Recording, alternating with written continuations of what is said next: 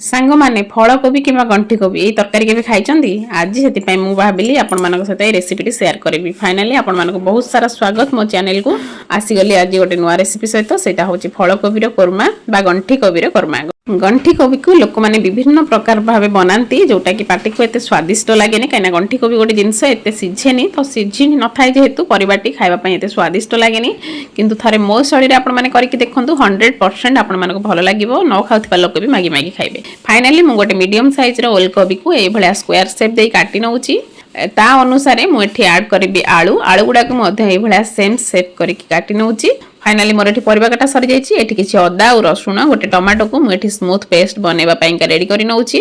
Finally मोर एठी paste बनी ready हो जाइछि। मु एबे काटी नौछि दीटा बड़ पियाज पियाज को टिके चुन चुन शेप करिवे नाइ तो पियाजटा मेल्ट न होले तरकारी रे भल लागिबो नाही। तो फाइनाली मोर एठी पियाज काटा सरी जाइछि। वर्तमान मु गोटे कड़ाई गरम करके सेथिरे कुकिंग ऑयल अल्प किछि नौछि। मु एठी रिफाइन नै जे आपण मान चाहिले सोरिष तेल नै परिबे। वर्तमान तेलटी गरम हो जाइछि। मु सेथिरे किछि चीनी ऐड करूछि। चीनीटा जस्ट कैरामेल पई का पक छाडी देली। देन मु एथिरे ऐड करली गरम मसला गोटा गरम मसला ऐड कर सारिबा परे मु एथिरे कट्टा पियाज को ऐड करके अल्प समय पई भाजी नउची। देखि पारथिबे पियाज टेटी गोल्डन ब्राउनिश हे आसलानी। एबे एथिरे ऐड कर दउची अदा रसुण और टमाटर पेस्ट। सेथिरे मु दे दउची स्वाद अनुसार लूण जे हळदी देन रहिला जीरा पाउडर देन रहिला काश्मीर चिली पाउडर। आपण माने एई जगह रे मध्ये अलगा किछि मसला भी ऐड करि पारिबे किंतु मु एति मसला नउची काहे कि मते मसलाटा बेसी ग्रेवी करिवार नाही मते क्रीमी करिवार अछि। सेति पई मु ए मसला को ऐड करिकरी टिके भलो से कसी कसी सारा पर या टिके घोड़े दउछ कहीं पियाज जो गोटा गोटा दाना भाया थाए से गोटा मेल्ट हो और देन मसलाटा आउ टिके स्मूथ हो। एबे मु एथिरे ऐड कर दउची कट्टा ओलकोबी आ आलू ए दुईटा जाक ऐड कर देकरी मु एबे 5 to 10 मिनिट्स एको कसी नेबी।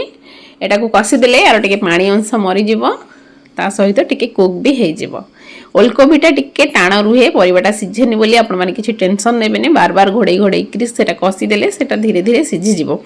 और जदियो लास्ट को आपण फील करूछंती कि एटा सिझुनी देन किछि ओरिड हबार नाही तारो सिझाटा सेतिकी ही रुहे बेसी अधिका सिझे नाही। तो फाइनली मठी अल्प समय कसी नेला परे आउ किछि टाइम घोड़े कि ताको आउ टिके कुक हबा पई छाडी देबी। आपण माने जेबे भी ओलकोबी रांधुचंती एई भलिया बार बार घोड़े घोड़े की कसिबे नाही तो ओलकोबीटा कंचा थिला भले लागिबो तरकारी बिल्कुल भी स्वाद लागिबो नाही। तो एठी देखि पारथिबे मो ओलकोबी ऑलरेडी 50% सिझी आसलानी। तो फाइनली मु एठी दे दोची किछि उषुम पानी काहे कि ना उषुम पानी दे देले तरकारीटी आ पानी चा लागिबोनी एमतिरे तो परिवाटा ही हमर पानी चा उषुम पानी दे दे कि मु आ 10 मिनिट फुटिया पई छाड देली। एबे एठी ऐड करूची हमर काजू ता सहित किछि नडियार बटा नडियाटा एकदम कसी नडिया मु नेछि टिके मोटा नडिया नेले से तार रसटा अधिका चिकन रुहे तो क्रीमी कम ऑयल अधिका लगे सेति पई एठी टिके क्रीमी हबा पई मु कसी नडिया नेछि। आपण मन पाखरे जहा अवेलेबल थिबो आपण माने नेबे। लास्टली मु ऐड करबी धनिया पत्र सेति पई मु एठी किछि फ्रेश धनिया पत्र बाडी तोळी के आनी काटि कि नउछि। फाइनली हमरो तरकारीटी कुक हबा पई मु छाडी देइथिली।